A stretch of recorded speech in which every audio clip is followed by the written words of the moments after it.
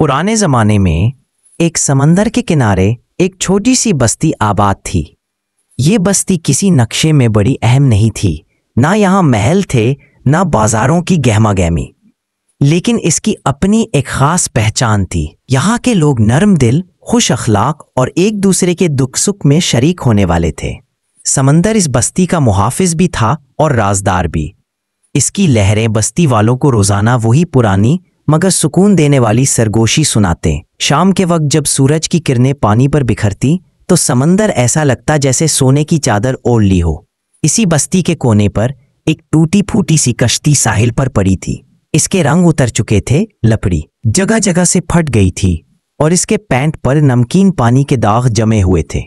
बस्ती के बच्चे इसके गिर्द खेलते, मछेरे उसे देखकर सर हिला देते और कहते, ये अब समंदर के काम की नहीं रही। मगर एक शख्स ऐसा था जो इस कश्ती को बेकार नहीं समझता था। ये थे बाबा नसीर, एक दुबला पतला मगर नूरानी चेहरा रखने वाला बुजुर्ग, जिनकी सफेद दाढ़ी समंदर की झाग जैसी लगती थी। वो दिन का ज्यादा वक्त खामोशी में गुजारते, लेकिन जब बात करते तो हर लफ्ज बाबा नसीर की एक आदत थी। हर शाम वो साहिल पर आते, उस पुरानी कश्ती पर बैठ जाते और समुंदर को तकते रहते। कभी आंखें बंद कर लेते, कभी हल्की सी मुस्कुराहट के साथ लहरों की घन गरज सुनते। लोग अक्सर पूछते, बाबा इस कश्ती का क्या करेंगे? और बाबा हर बार बस इतना कहते, ये कश्ती टूटी नहीं, ये इंतजार में है। एक दिन बस्ती में एक अजनबी आया। लंबा कद, चेहरे पर थकन के आसार और आंखों में एक अजीब सी बेचैनी। ये था सलीम। सलीम किसी बड़े शहर से आया था। वो कहता था कि उसने दुनिया देखी है, बाजारों की रोशनी, महल्लात की चमक, लोगों की खुशबू और शोर, लेकिन दिल का सुकून कभी ना पाया। उसके कदम भटकते भटकते इस बस्ती तक आ गए। शाम का वक्त था जब सलीम ने देखा कि साहिल पर एक बूढ़ा शख्स पुरानी कश्ती पर बैठा है। उसके आसपास कोई नहीं था, बस समुंदर की आवाज और डूबता हुआ सूरज। सलीम आहिस्ता से करीब गया और बोला, बाबा ये कश्ती तो टूटी हुई लगती है, फिर आप रोज इस पर क्यों बैठते हैं? बाबा नसीर ने नजरें उठाई, सलीम को देखा और मुस्कुराकर बोले, बेटा हर टूटी चीज बेकार नहीं होती। ये कश्ती भी टूटी है, लेकिन ये अपने असल सफर का इंतजार कर रही है। सलीम ने हैरत से पूछा, क्या ये फिर कभी समंदर में जा सकेगी? बाबा ने हल्की सी हंसी के साथ कहा, ये समंदर में नहीं जाएगी, ये तुम्हें लेकर एक और सफर करेगी। अगले दिन सलीम दोबारा बाबा के पास आया।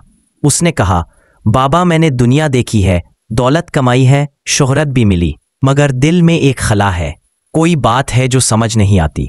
बाबा नसीर ने उसकी बात गौर से सुनी, फिर कहा, बेटा तुमने दुनिया का समंदर तो पार किया है, लेकिन अपने दिल का समंदर अभी खाली है। जब तक ये खाली रहेगा हर मंजर अधूरा लगेगा। सलीम ने आहिस्ता से कहा, क्या ये खला भर सकता है?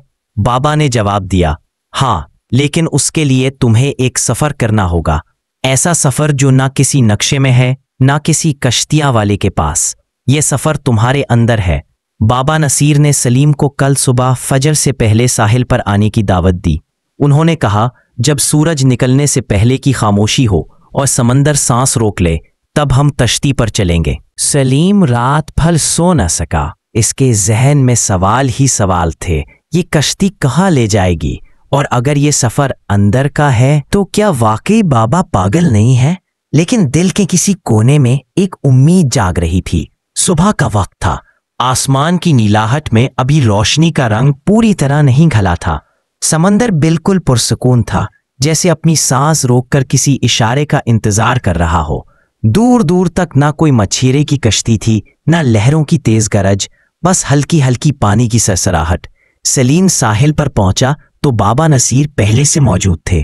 उनके हाथ में एक छोटा सा चराग था जिसमें मध्यम सी रोशनी जल रही थी। सलीम ने हैरत से पूछा, बाबा ये चराग समंदर पर क्यों? बाबा ने नर्म मुस्कुराहट के साथ जवाब दिया, ये चराग रास्ता नहीं दिखाता बेटा, ये दिल को याद दिलाता है कि रोशनी कहाँ से आती है। बाबा नसीर कश्ती में बैठ गए और इशारा किया कि सलीम भी बैठ जाए। कश्ती इतनी पुरानी थी कि सलीम को लगा शायद ये पानी में जाते ही डूब जाएगी, मगर जैसे ही बाबा ने चराग कश्ती के बीच में रखा, एक अजीब बात हुई। कश्ती हल्की सी लर्जने लगी, फिर खुद ब खुद पानी पर तैरने लगी। ना कोई चप्पो, ना कोई हवा, फिर भी कश्ती आगे बढ़ रही थी। सलीम ने घबराकर पूछा, ये कैसे हो रहा है? बाबा ने सुकून से कहा, जब तुम दिल का बोझ उतार देते हो तो सफर खुद आसान हो जाता है। कुछ देर बाद समंदर का रंग बदलने लगा। नमकीन नीला पानी आहिस्ता आहिस्ता सुनहरी रोशनी में ढल गया।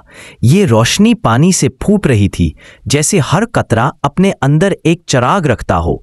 सलीम ने हैरत से पूछा, ये जगह कहाँ है? बाबा ने कहा, ये तुम्हारे दिल का दरिया है।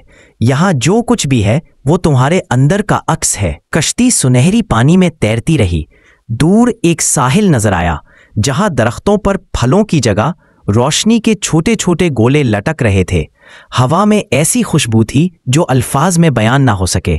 बाबा नसीर ने कश्ती रोक दी और कहा, ये मोहब्बत का दरख्त है। हर इंसान के दिल में ये दरख्त होता है, मगर ज्यादातर लोग उसे पानी देना भूल जाते हैं। सलीम ने दरख्त को गौर से देखा।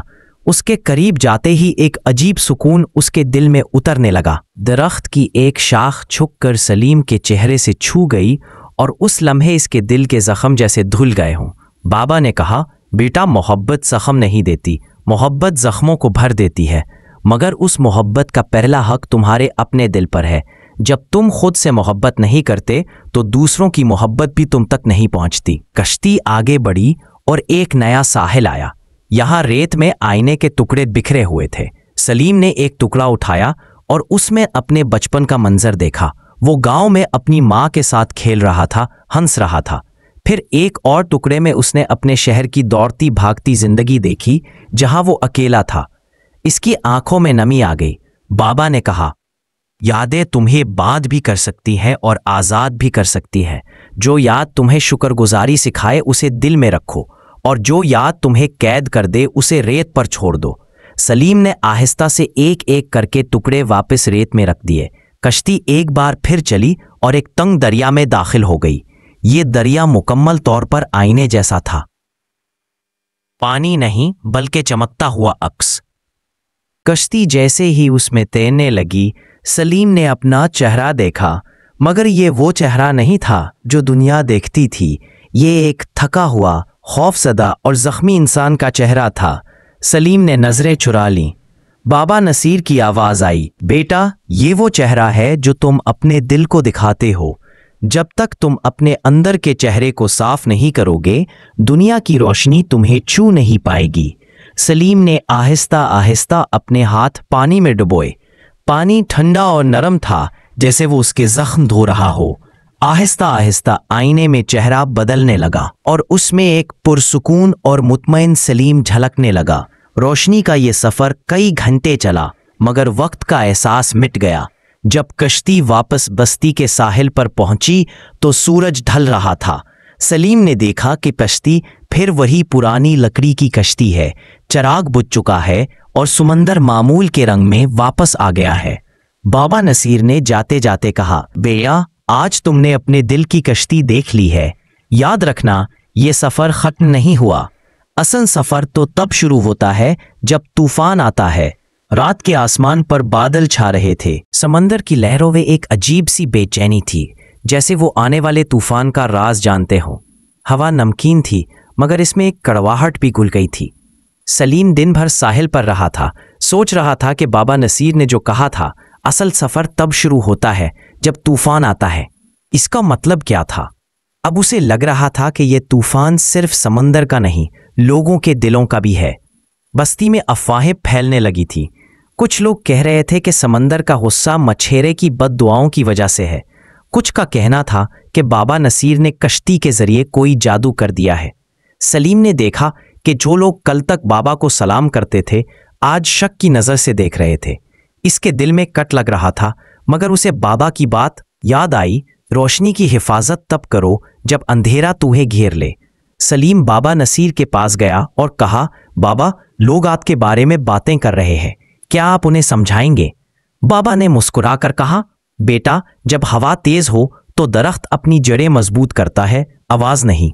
ये अल्फाज सलीम के दिल पर गहरे उतर गए। इसे लगा कि बाबा लोगों की जबान का जवाब अल्फाज से नहीं, अमल से देना चाहते हैं। चंद दिन बाद आसमान सियाह हो गया। समंदर की लहरें बस्ती की तरफ बढ़ने लगी, जैसे वो अपने साहिल को निगलना चाहती हो। बारिश इस शिद्दत से बरसी कि घर लर्जने लगे। लोग अपने अपने घरों में दब के बैठे थे, मगर पानी बस्ती में दाखिल हो रहा था। कश्तियों को किनारे से बांधने वाली रस्सियां टूटने लगी। सलीम ने दौड़कर कुछ जवानों को इकट्ठा करके किया और कहा, हम सबको मिलकर कश्तियों को महफूज करना होगा, वरना सुबह कुछ नहीं बचेगा। सलीम ने वही पुरानी कश्ती निकाली जिसमें वो बाबा के साथ गया था। लोगों ने हैरत से देखा, क्योंकि वो कश्ती सबकी नज़र में बेकार थी। लेकिन सलीम को मालूम था कि ये कश्ती सिर्फ लकड़ी की नहीं, एक अमानत है। उसने कश्ती में चिराग जलाया और जैसे ही रोशनी फैली, जवानों के दिलों में हिम्मत आ गई।